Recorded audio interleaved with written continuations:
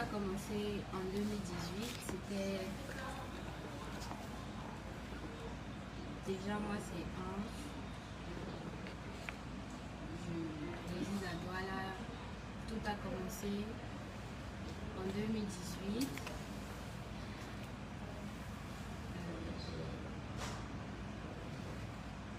Un soir, je suis allée prendre un pot à Moussadi, en face de Santa Lucia, plus précisément à Taguet, qui est un restaurant là, on fait le shawarma et tout. Je suis allée m'asseoir là et il y avait un serveur,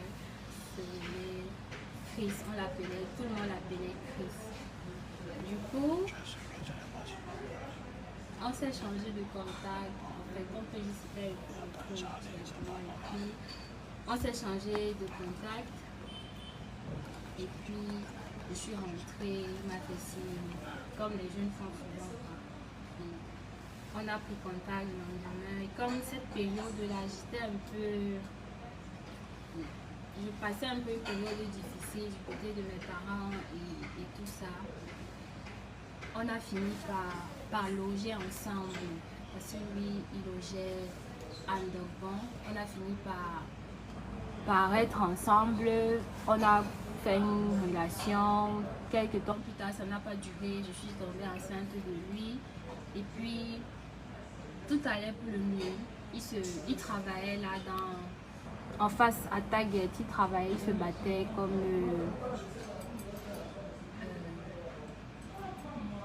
il comptait les bières et tout ça. Et souvent aussi, il servait. C'est comme ça que, mais comme on vivait là-bas avec son ami et tout ça, les choses ont commencé à être un peu plus difficiles. C'est comme si on gênait tout ça. Du coup, on a cherché à louer. On est parti à Bibanda, on a fouillé, on a trouvé une simple chambre. Avec les moyens qu'on avait, on a payé. Puis, tout allait pour le mieux. Moi, mon ventre sortait déjà un peu, tout ça. Et la crise de Corona a commencé, les choses devenaient plus difficiles, il n'y avait plus de travail. Chris n'arrivait plus à joindre les deux bouts, il avait perdu son travail. Et il a fait pratiquement 2 semaines à la maison. Après, comme il fallait me nourrir et tout ça, il s'est battu, il a fait un travail de shawarma, de laveur dans une laverie du coin. Il n'a pas trop duré là-bas. Et puis, un ami à lui a proposé de faire dans le shawarma, mais il prenait toujours ça comme une blague, genre non, il est nul en cuisine et tout ça. Mais bon, je lui ai demandé de faire, on ne sait jamais. Il a fait, il aidait. Vu qu'il ne connaissait pas la chose, donc il était apprenti. Avec le temps, il a commencé à maîtriser le shawarma et tout ça. Et puis, il était déjà pro. Il était reconnu, on le sollicitait pour faire le shawarma et tout ça. Un jour, il travaillait à Bonamoussadi. Il était en partenariat avec son ami, donc il gérait une machine à Bonamoussadi. Son ami gérait l'autre à Bipanda. Un jour, ce monsieur, Mwandi Cyril, est venu l'interpeller qu'il veut ouvrir sa machine à Tchang, mais qu'il ne sait pas comment acheter une machine. Donc, comme lui fait dans le domaine, il peut bien l'aider à acheter une machine. Chris a accepté, sans souci, il a accepté de l'aider. Ils se sont changés de contact, ils ont pris rendez-vous et puis il a aidé à acheter sa machine. Avec le temps, le monsieur Wandi a demandé à Chris de venir former ses employés à Tchang parce qu'il ne connaissait pas faire le shawarma, donc de venir les former pour 3 jours et qui seraient très bien payés, logés dans un hôtel, donc il était payé 10 000 par jour et logé dans l'hôtel. Il est parti. Moi, je n'étais pas trop d'accord, mais bon. Quand il est parti, il m'a envoyé tous les messages que waouh, il est le shawarmiste le plus mieux payé du Cameroun. Parce que 10 000 par jour et puis véhiculer tout ça, c'était vraiment, il était bien payé. Et puis, il a finalement fait 6 jours.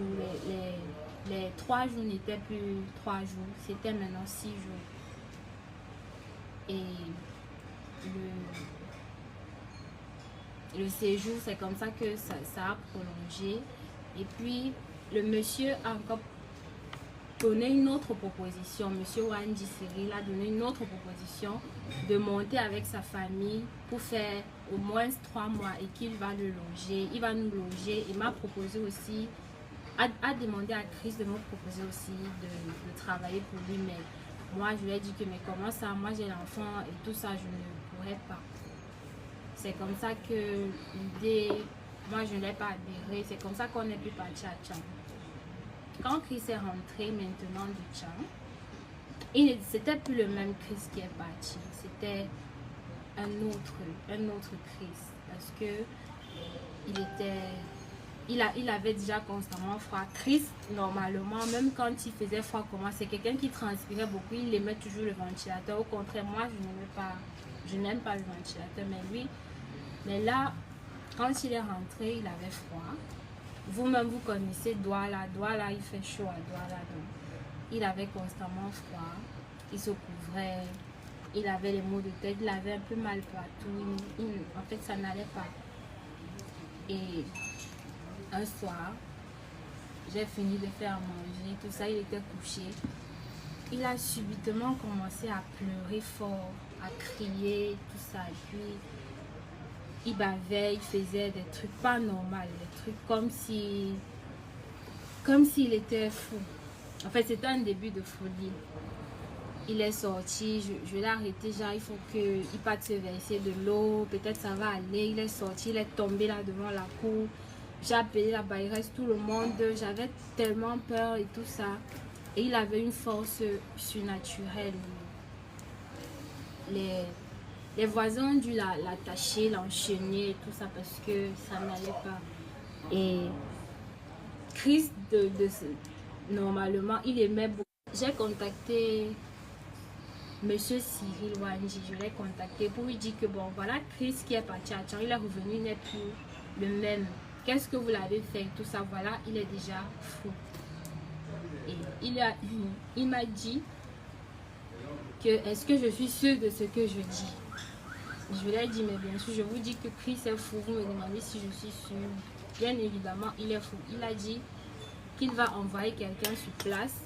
Il m'a demandé le lieu où on était, tout ça. Il a dit qu'il va envoyer quelqu'un sur place pour vérifier si ce que je dis était vrai. J'ai attendu fatigué. Je l'ai rappelé, il ne m'a jamais répondu. Finalement, on est quitté de là. Il a dit qu'il devait tout prendre en charge, tous les frais, si c'était l'hôpital, tout, il devait tout prendre en charge pour que Chris guérisse parce que Chris était quelqu'un de bien et tout le monde l'aimait à Tchang. Du coup, j'ai dit ok, mais après, le monsieur n'a plus rappelé. Et puis, Chris, franchement, ça n'allait pas. On l'a amené chez les naturopathes, un naturopathe, essayer de le traiter. À l'hôpital, on ne voyait rien dans son corps, on ne comprenait pas. Il y a des moments qui revenaient souvent un peu à lui, mais ça n'allait toujours pas. Même son enfant, il ne reconnaissait plus personne. Mais moi, j'avais quand même espoir que ça devait aller. J'ai insisté à appeler M. Wandji pour savoir ce qu'il avait fait à Chris. Il ne m'a jamais répondu jusque-là. Et puis, j'ai constaté par la suite qu'il m'avait bloqué sur WhatsApp. Et la mère de Chris est venue, on l'a traîné partout. Et puis, on est descendu à Bertois, chez ses parents, dans leur maison familiale. On est descendu parce que comme sa mère a un peu vécu là-bas, elle s'est dit que non, on pouvait mieux traiter avec les grands-mères qui y a là-bas, traiter son cas parce que c'est pas simple. On avait appelé les pasteurs, tout ça, on avait tout fait sur Chris, mais rien. On était en prière, tout ça, mais rien. Dès qu'on est arrivé à Bertois, on l'a transporté Les gens ne voulaient même pas le toucher, tout ça. Nous, on s'est battus, on l'a transporté. Arrivé chez lui, son papa n'a même pas pu le voir. Arrivé chez lui, je l'ai nettoyé, j'ai fait tout ce que je pouvais, je l'ai donné à manger. Il était là, couché, tout maigre, il était juste pas le Christ que j'ai rencontré à Bounamou Sadji. Et je l'ai donné à manger, la bouillie, j'ai donné ses remèdes. J'étais en train d'éplucher ses pommes pour faire un sauté pour qu'il mange.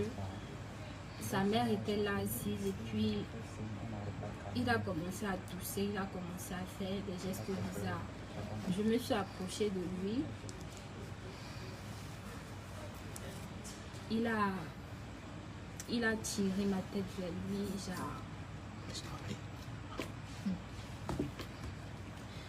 il a tiré ma tête vers lui pour me faire un dernier.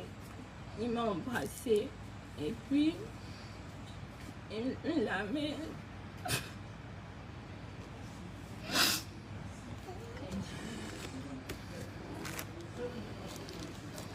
Et puis il a coulé. Et c'était la fin pour Christ. Et c'est comme ça qu'il est décédé. Et moi, j'arrivais toujours pas à croire qu'il était décédé.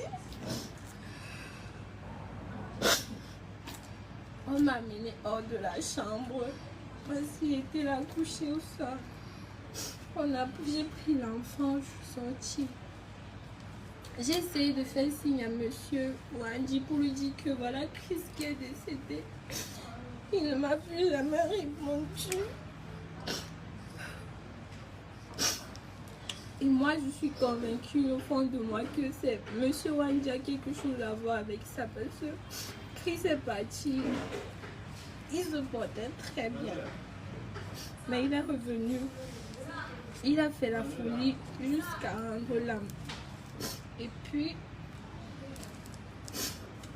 monsieur Wandji qui disait tant aimer Christ, que c'était une bonne personne, il n'a jamais, même pas un condoléance, rien, il n'est même pas venu au deuil, il m'a bloqué, tout ça.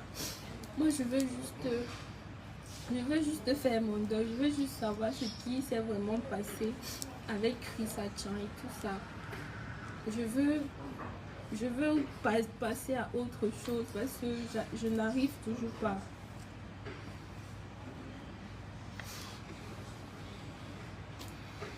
Et l'enfant, parlez-nous de l'enfant. L'enfant, présentement, elle est avec mes parents à Yaoundé. Parce que moi, je ne pouvais pas m'occuper d'elle.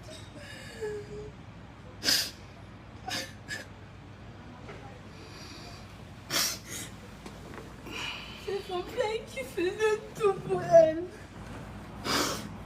Même comme il n'avait pas les moyens, il se battait pour qu'elle ne manque de rien. Moi, je ne pouvais pas. Je suis allée la laisser avec ma mère à Yaoundé. Je l'ai laissée.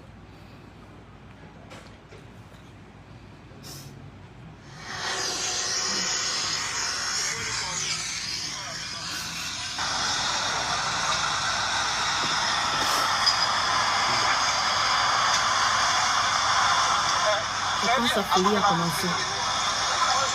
Oui, quand sa folie a commencé. Là, on l'a menée sur le parc.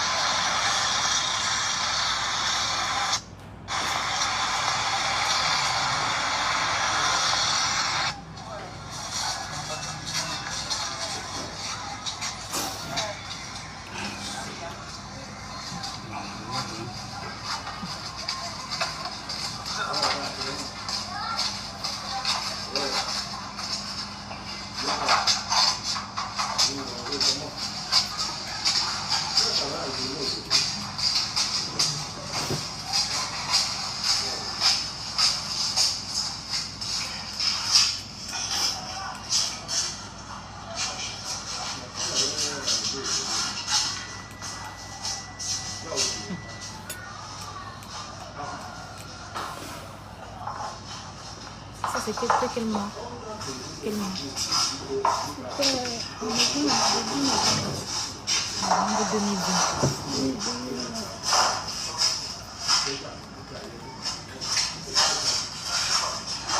Et il a fait cette crise pendant combien de temps? Crise de folie. Et il est mort. 6 jours et il est mort. Il a ramené de l'argent quand même de chance. Oui. Il a ramené de l'argent et puis...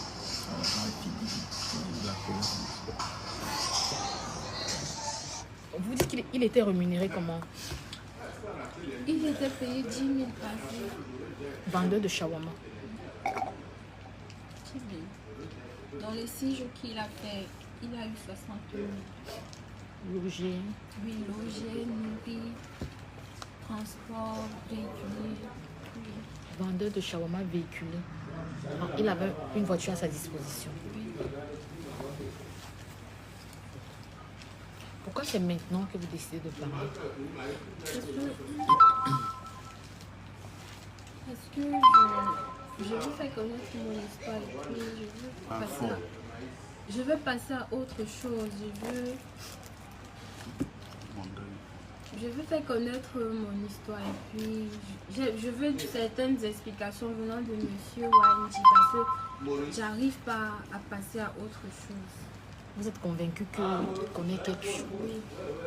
Comment ça? Juste Vous avez... son comportement, le fait de me bloquer et puis Chris est parti là, il revient, il est fou et lui, il ne se dérange pas, il me bloque, il n'est même pas venu au deuil, rien. Il n'a même pas cherché à savoir comment et il savait que Chris avait une copine à la maison et puis un enfant.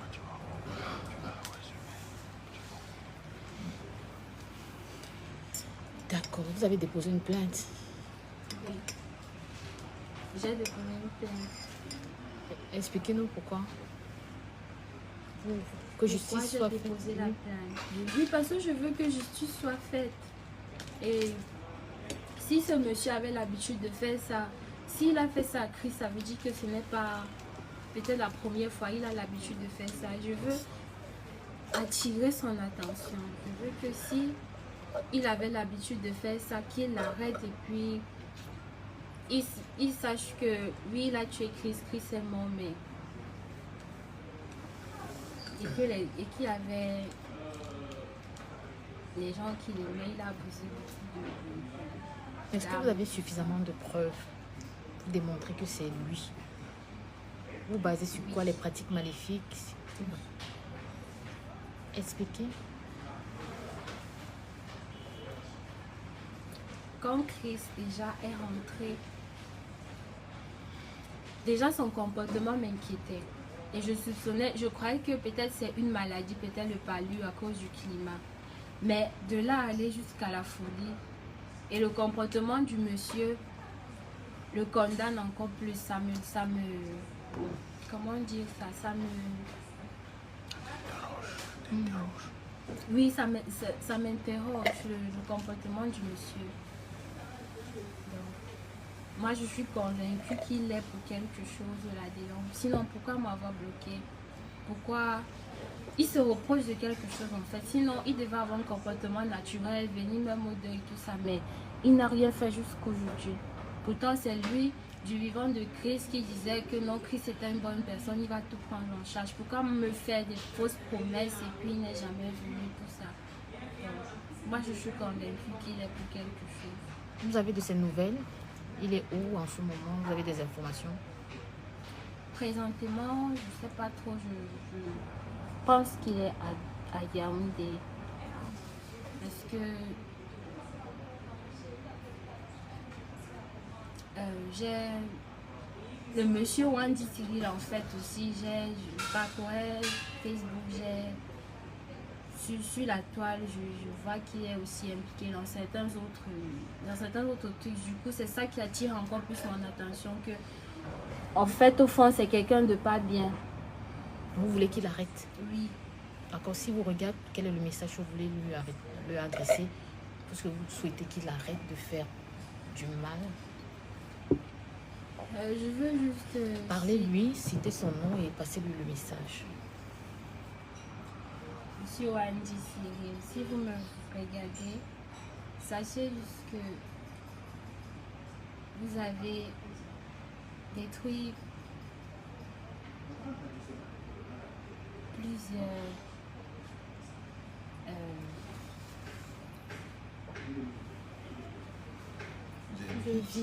plusieurs vies, et le message que j'ai à vous passer, c'est que le karma existe. Vous allez payer pour tout ce que vous avez fait, que ce soit à Christ et aux autres, parce que posez-vous la question, Christ est mort depuis le 17 novembre 2020, mais voilà, c'est maintenant que la chose revient. Donc, en gros, le karma existe et vous allez payer pour ce que vous avez fait, d'une manière ou d'une autre. Pour terminer, comment vous vivez? Vous avez un toit, l'enfant, est-ce que vous vous en sortez? Je vis avec ma copine et puis l'enfant est à Yaoundé. L'enfant est à Yaoundé, donc. Vous avez des moyens financiers? Est-ce que Christ qui vous aidait? Est-ce qu'il faisait tout? Est-ce que vous avez un boulot? Non, présentement, je n'ai pas de boulot. J'essaie juste de faire les deux bouts. J'avais un boulot, mais je l'ai perdu parce que je suis tombée malade et tout ça. Mais pour le moment, comme on dit souvent, c'est Dieu qui nous garde. D'accord. Vous aimiez beaucoup Christ. Ok. Alors, un mot de fin. Votre mot de fin. Merci d'avoir écouté mon histoire et que justice soit faite.